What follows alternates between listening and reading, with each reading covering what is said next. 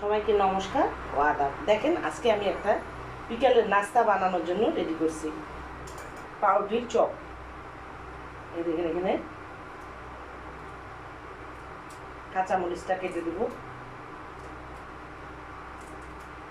এই আলুটাকে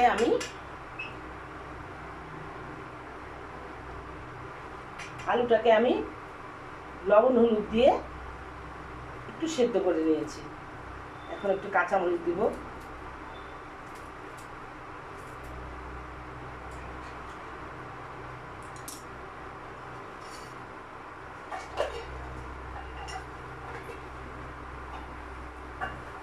একটু সয়াবিন তেল দিলাম, গরম হবে।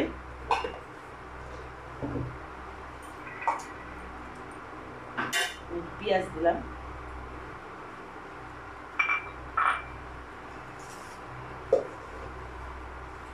পেঁয়াজ দিলাম। এখানে দুটো ডিম ভেঙে নিয়েছি, এটা একটু নিলাম। এর মধ্যে একটু দুধ দিব,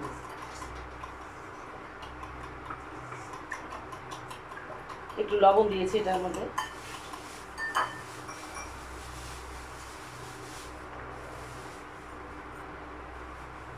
আলুটা পেঁয়াজ দিয়ে সুন্দর করে মেখে দিলাম।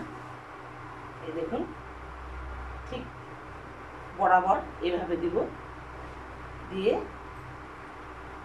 দুইটা পাউরুটির পিস এভাবে নিয়ে এই ডিমের মধ্যে দিয়ে বিকালের নাস্তা এভাবে করবেন, দেখবেন খেতে খুব মজা লাগে। বাচ্চারাও খায়, আমাদের মতো বড়রাও খায়।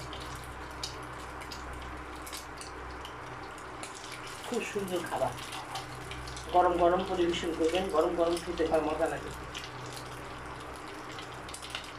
ডিমটার মধ্যে খালি লবণ আর একটু দুধ দিবেন। খুব মজাদার একটা খাবার, বাচ্চাদেরকে দিলে কোনো চিন্তাই নেই, সুন্দরভাবে খেয়ে উঠবে। আপনারা বাসায় এভাবে বানাবেন।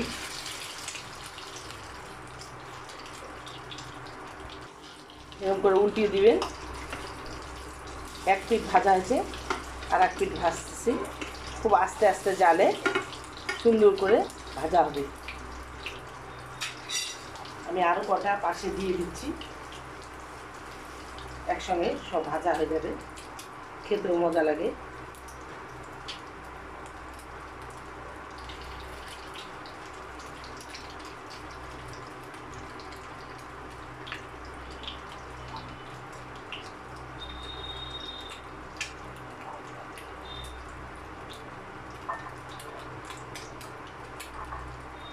দেখলেন কি সুন্দর ফাইন।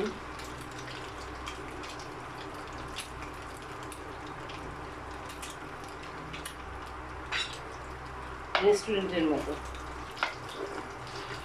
এভাবে ভাজবেন, ভেজে গরম গরম পরিবেশন করবেন। সঙ্গে একটু টমেটোর সস নিয়ে নেবেন, অথবা কোনো চাটনি যদি বা আচার যদি থাকে সেটা দিয়েও খেতে পারবেন। খুব সুন্দর মজাদার একটা খাবার।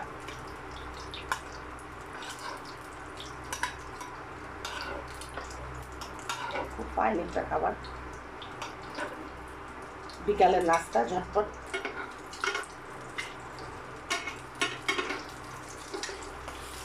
বাসায় কেউ মেহমান আসলে তাকেও যদি দেন এভাবে, খেতে খুব ভালো লাগে।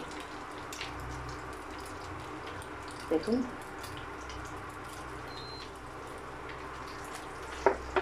আমার রান্নাটা হয়ে আসছে।